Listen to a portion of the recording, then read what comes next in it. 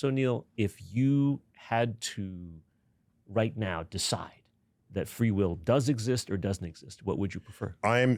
My thinking over the recent years, because I didn't used to think about this at all, my thinking over recent years is leaning towards the absence of free will for practically everything we think and do in our lives.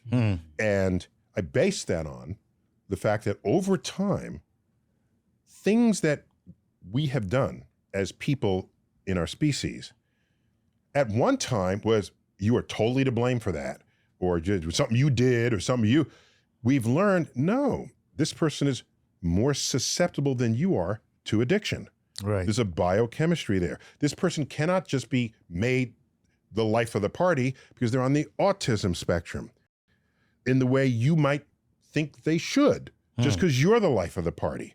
As you add up all of these things, let's go back to epilepsy, where before that was even a word, you were occupied by the devil. Did you do something bad? Or, well, you knew it was not, everyone knew you were not in control of it. But today, no one is saying, did you have the free will to not have an epileptic seizure? Of course not. Do you have the free will to not be depressed?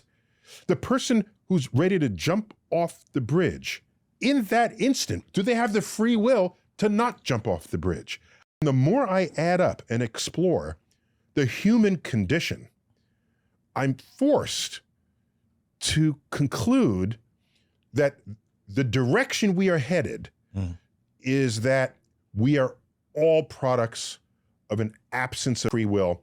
And as a result, society needs more compassion for people who do not otherwise fit in. See, I have the exact opposite position in my own mind. I feel that it is because of the absence of free will that you see in most behavior, that it is that 1% of free will activity that moves us in the right direction, bends us toward compassion, takes the arc of history toward justice.